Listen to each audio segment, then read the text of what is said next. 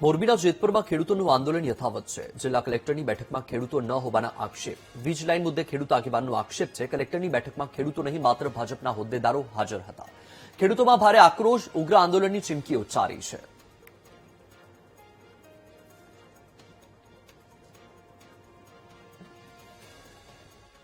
Collector સાહેબે તારીખ 18/7/2026ના રોજ કલેક્ટર કચેરીએ મીટિંગ હતી એવું અમને ન્યૂઝના માધ્યમથી જાણવા મળેલું એમ।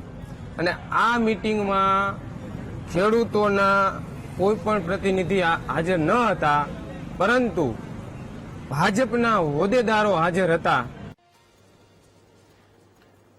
ખેતરોમાં વીજપોલ મુદ્દે દિવસે ને દિવસે વિરોધ વધી રહ્યો છે, ત્યારે જિલ્લા કલેક્ટરની બેઠક પછી આ વિવાદ વધ્યો। ખેડૂતોનો આક્ષેપ છે કે જિલ્લા કલેક્ટરની બેઠકમાં ખેડૂતો હાજર ન હતા, માત્ર ભાજપના હોદ્દેદારોની હાજરીમાં જ આ બેઠક યોજવામાં આવી હતી। ખેડૂતોએ કહ્યું, અત્યાર સુધી અભણ નેતાઓ ખેડૂતોનો મજાક ઉડાવતા હતા, પરંતુ હવે અધિકારીઓ પણ ઉડાવી રહ્યા છે।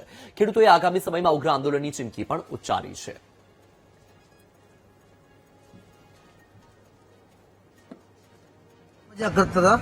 પણ આ છેલ્લા 2-4 દિવસથી આ કલેક્ટર સાહેબના સ્ટેટમેન્ટ ને પ્રેસ કોન્ફરન્સ જોઈને તો એવું લાગે કે હવે અધિકારીઓ ખેડૂતોને મજાક કરવા માંડ્યા છે। આવનારા સમયમાં ગુજરાતના ખેડૂતો ચૂંટાયેલા મૂંગા નેતાઓને જડબાતોડ જવાબ આપવાના છે અને ગુજરાતના એક ગામડામાં 144 લગાવીને તાકાતથી એનો વિરોધ કરવાના છે।